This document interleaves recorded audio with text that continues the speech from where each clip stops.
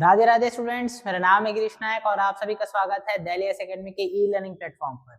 हमारे 30 कदम सीरीज के अंतर्गत इंडियन इकोनॉमी का आज हम लोग देखने वाले हैं डेमोग्राफी वाला पार्ट। जो डेमोग्राफी इसमें हम लोग क्या करते हैं, जो हमारे पास अलग अलग रिपोर्ट्स रहती है, जब जनगणना होती है तो उसकी रिपोर्ट्स आती है। और आपको जहां तक कि ध्यान होगा ही होगा, 2021 में होने वाली थी जनगणना, लेकिन कोविड आ गया था इसलिए वहां पर जनगणना नहीं हुई और उसको टाल दिया गया फिर 2026 तक। तो अगले साल होगी जनगणना, ऐसा बोला जा रहा है।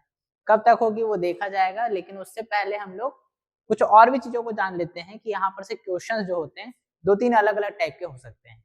कुछ ऐसे क्वेश्चन हो सकते हैं जो हमारे 2011 के बेस पे पूछे, कुछ ऐसे हो सकते हैं जो उससे पहले के डेटा के आधार पे ऐसे पूछा जा सकता है। तो हम लोग दोनों टाइप से लेके चलते रहेंगे। तो हमारे पास और देखिए एक चीज और, कुछ बेसिक क्वेश्चंस जैसे हमारे इंडिया में कब शुरुआत हुई, हमारे जनगणना की शुरुआत कब हुई, स्वतंत्र भारत में पहली बार कब हुआ, ये सब अलग अलग ना बहुत बेसिक क्वेश्चन है, बहुत पुराने क्वेश्चंस हैं।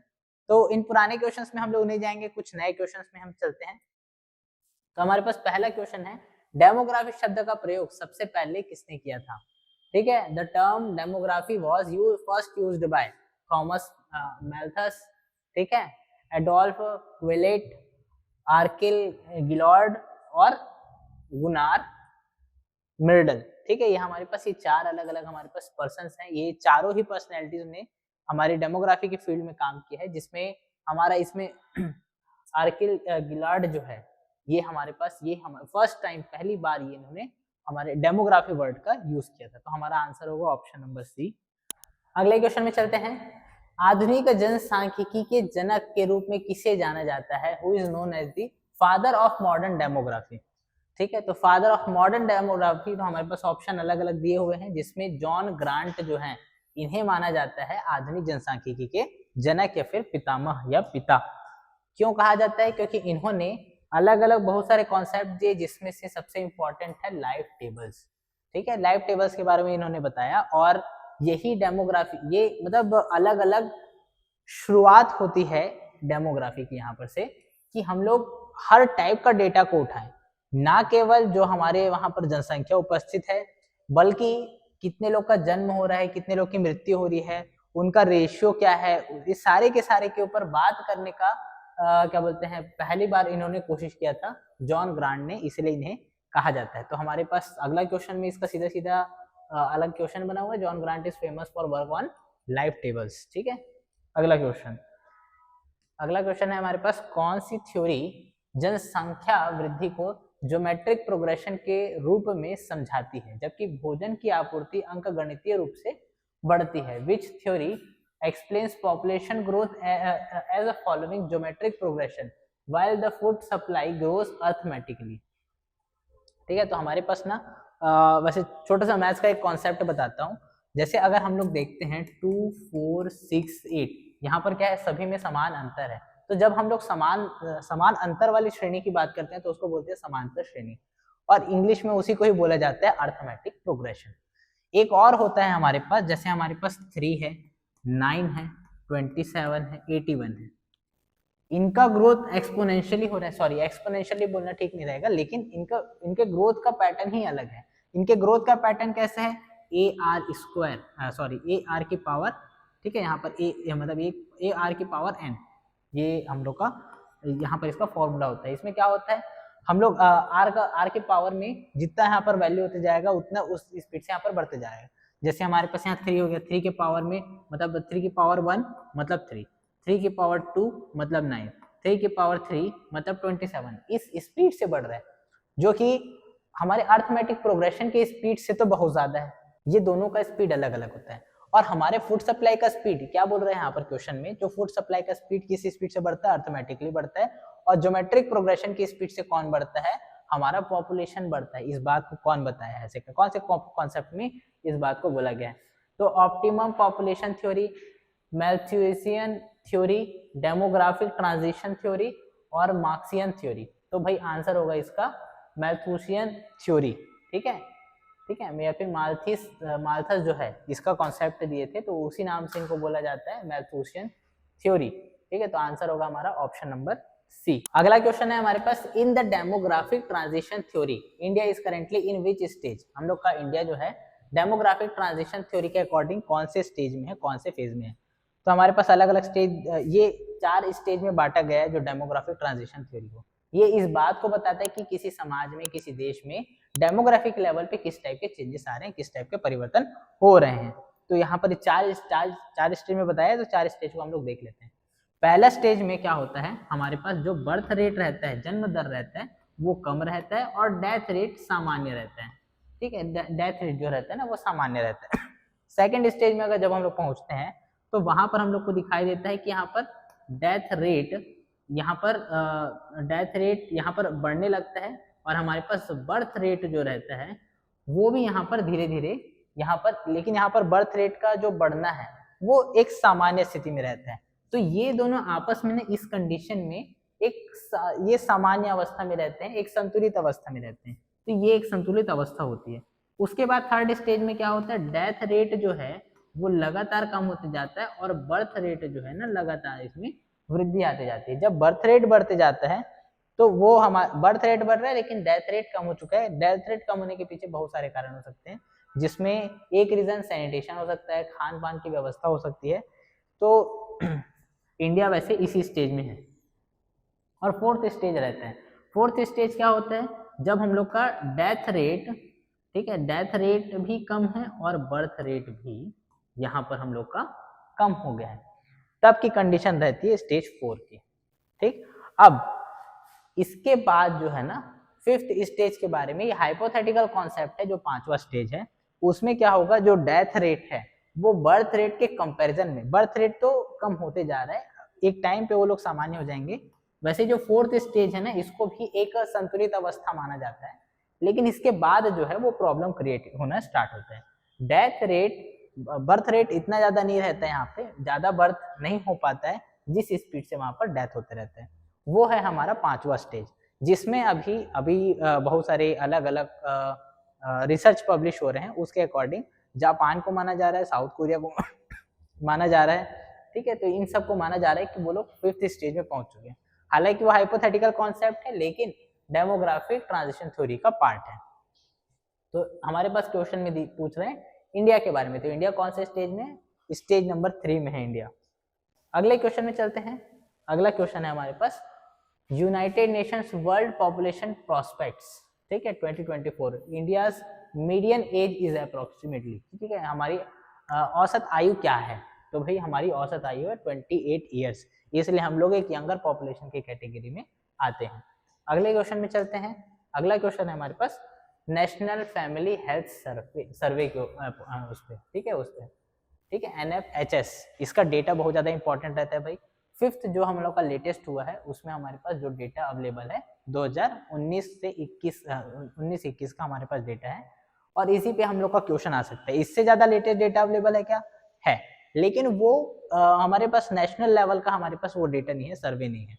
वो अलग अलग जो रिसर्च इंस्टीट्यूट्स पब्लिश करती है ना, उन सब के बेस पे डेटा है।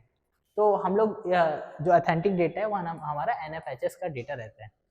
अगले यहाँ पर क्वेश्चन में क्या बोल रहे हैं, इंडिया टोटल फर्टिलिटी रेट 19-21 के अकॉर्डिंग क्या था।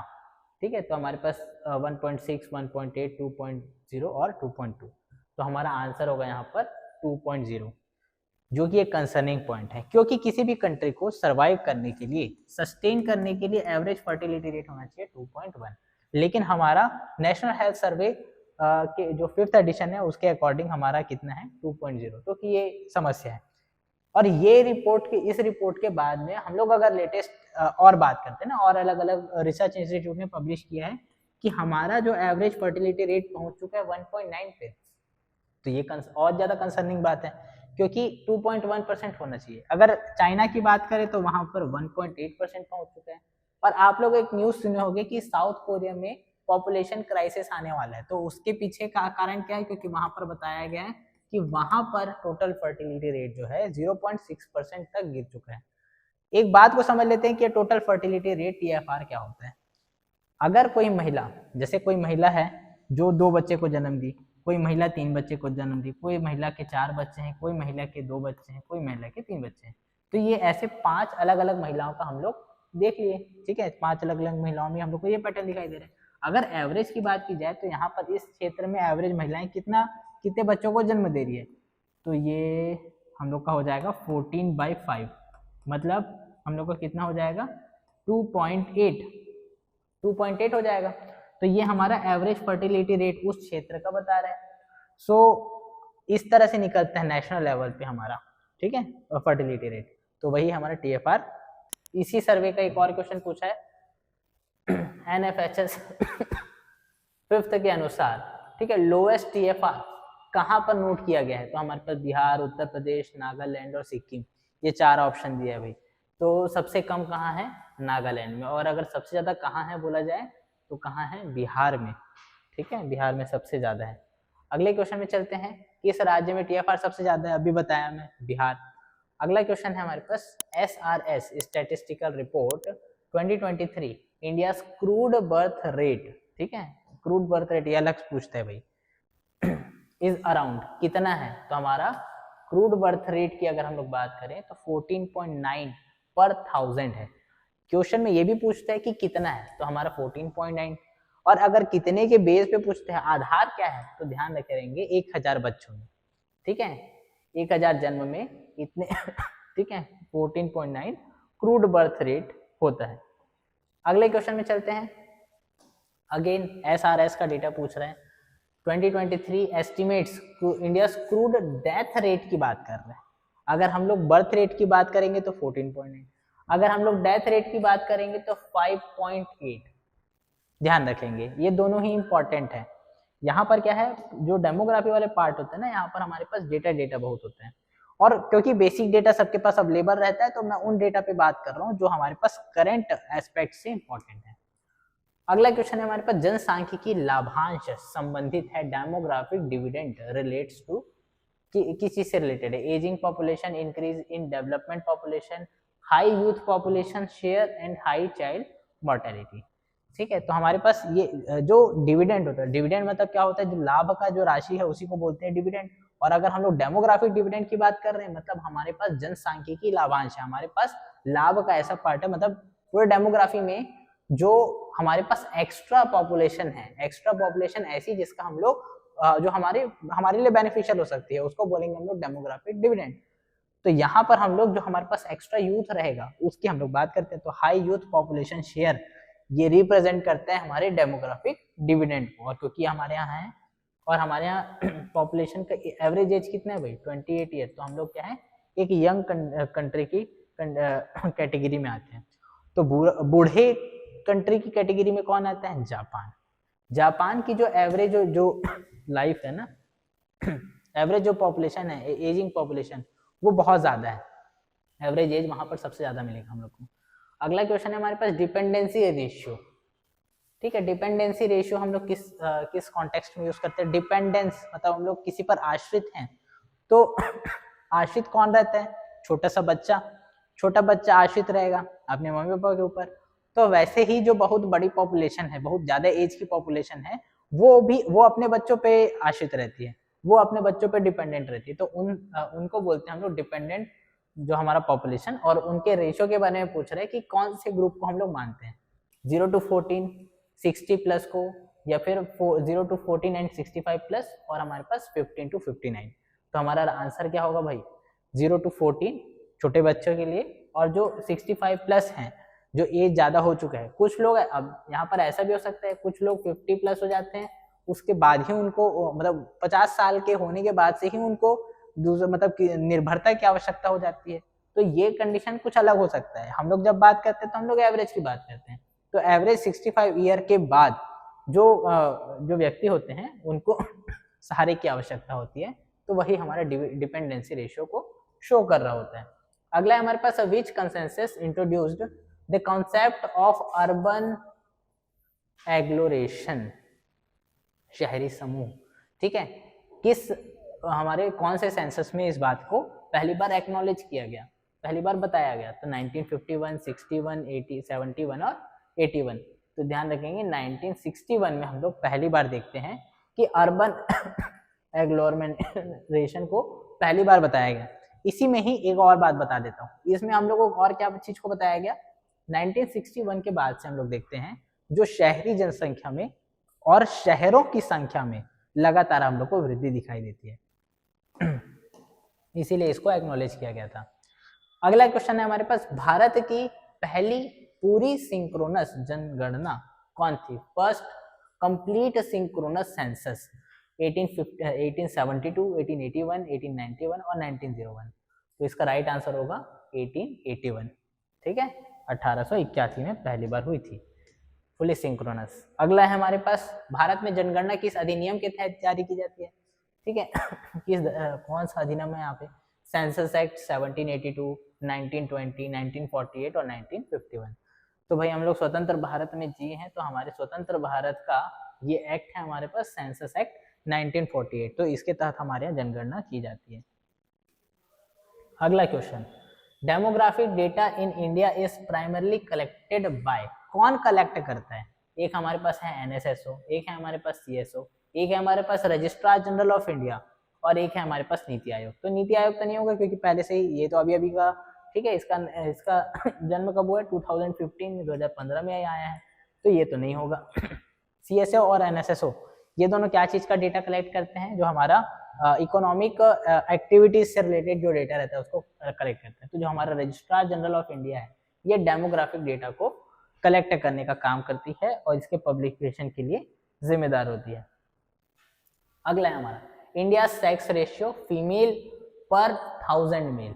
पहली बात तो क्वेश्चन ये भी होता है कि लिंगानुपात किस आधार पर तय किया जाता है? तो प्रति 1000 पुरुषों में महिलाओं की जो संख्या होती है उसी को ही हम लोग लिंगानुपात या फिर सेक्स रेशियो कहते हैं।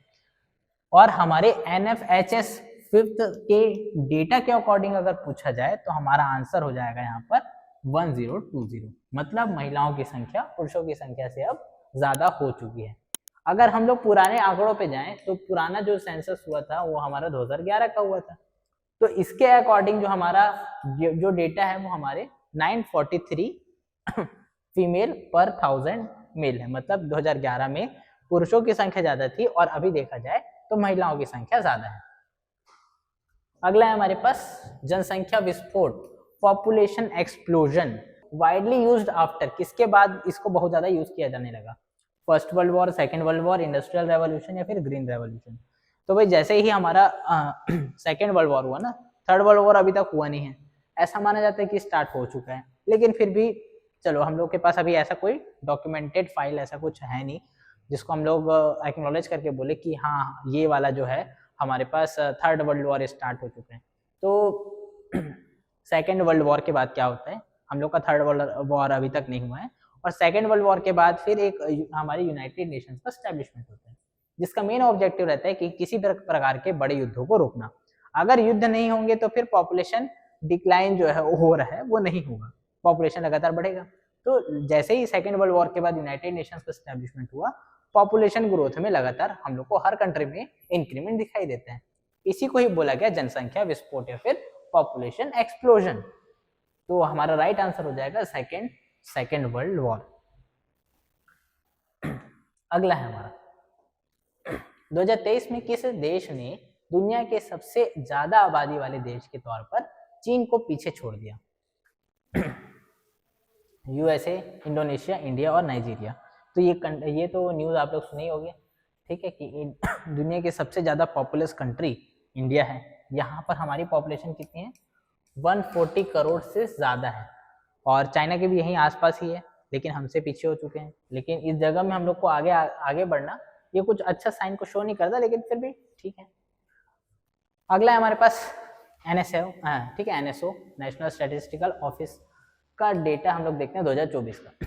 Which state has the highest literacy rate? Highest literacy rate किस स्टेट का है ऐसा बोल रहे हैं? तो केरला, मिजोरम, दिल्ली और हिमाचल प्रदेश। हमारे पास ये 4 ऑप्शन है। तो क्योंकि अकॉर्डिंग टू NSO 2024 हम लोग को पूछ रहे हैं, हमारा राइट आंसर होगा मिजोरम। ठीक है, मिजोरम हम लोग का सबसे ज्यादा एजुकेटेड हमारा स्टेट है। 98 पॉइंट समथिंग यहाँ पर इनका लिटरेसी रेट है। और अगर हम लोग पुराने डेटा की बात करें, मिजोरम से पहले जब हम लोग पढ़ते थे तो हर जगह हम लोग क्या पढ़ते थे?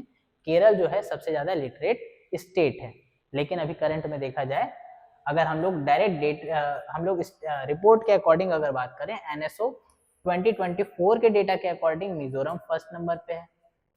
और अगर हम लोग बात करें ठीक है, अगर हम लोग बात करें, आप लोग अभी बीच में सुने होंगे कि कोई स्टेट ऐसा है जो 100% लिटरेट हो गया है, पूर्ण साक्षर राज्य बन गया है, तो वो आप लोग सुने होंगे हिमाचल प्रदेश के बारे में, क्योंकि 99.8% लिटरेसी रेट के साथ हिमाचल प्रदेश फर्स्ट नंबर पे है, ऐसा बहुत सारे रिपोर्ट्स का दावा है।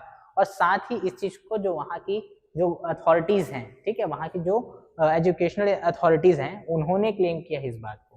तो इस नाम से लोग मान रहे हैं कि 99.8% मतलब लिटरेट हो गए, मतलब 100% लिटरेसी हिमाचल प्रदेश घोषित किया हुआ है। ठीक है, तो ये 3 अलग अलग बात है भाई, ध्यान से बनाएंगे।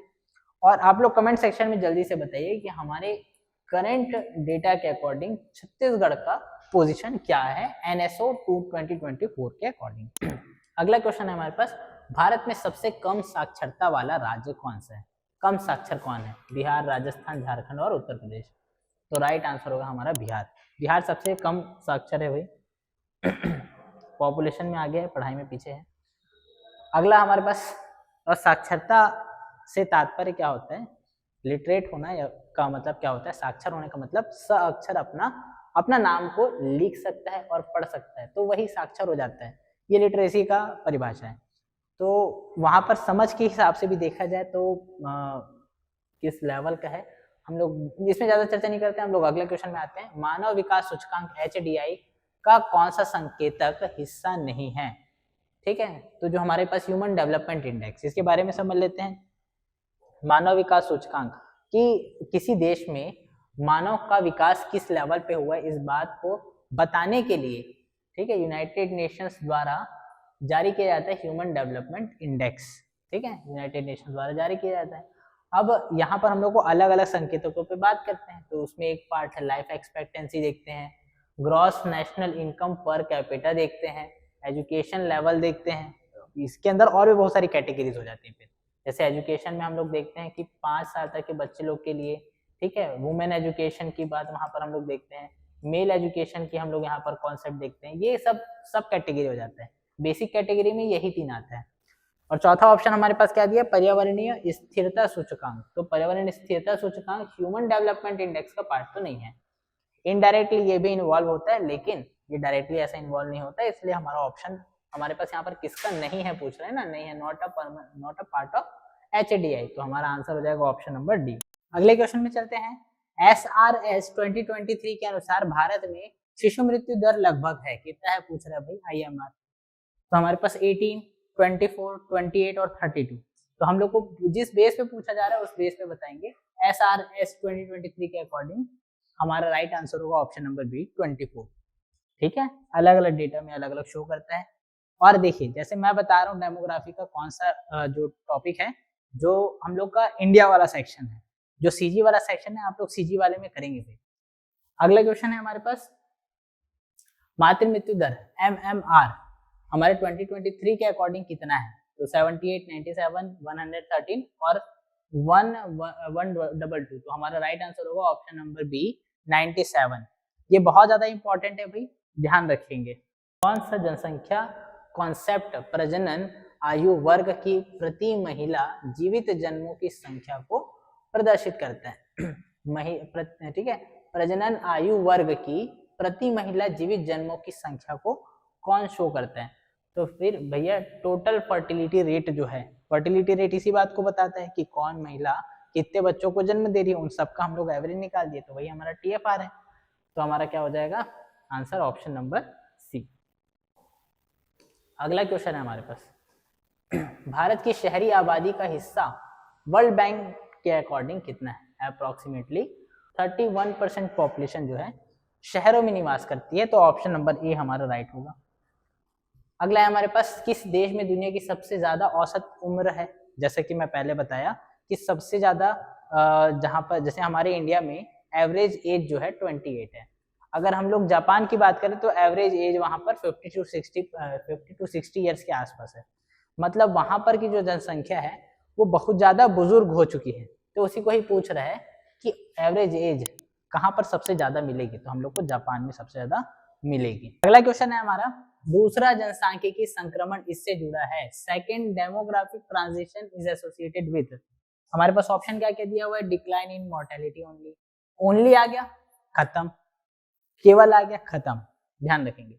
Rise in fertility rate and birth rate, तीसरा क्या बोल रहे हैं, very low fertility and ageing, high youth population, ठीक है। तो भाई हमारा राइट आंसर होगा यहाँ पर ऑप्शन नंबर सी। जब क्या होता है सेकंड जो डेमोग्राफिक फर्टिलिटी है, जो हमारे डेमोग्राफिक ट्रांजिशन में हम लोग क्या देखते हैं कि हम लोग का फर्टिलिटी रेट लगातार कम होते जा रहा है, एजिंग बढ़ते जा रहा है। इसके साथ में कुछ और भी चीजें इंक्लूड हैं, डिवोर्स केसेस में यहाँ पर इंक्रीमेंट हम लोग को दिखाई देता है।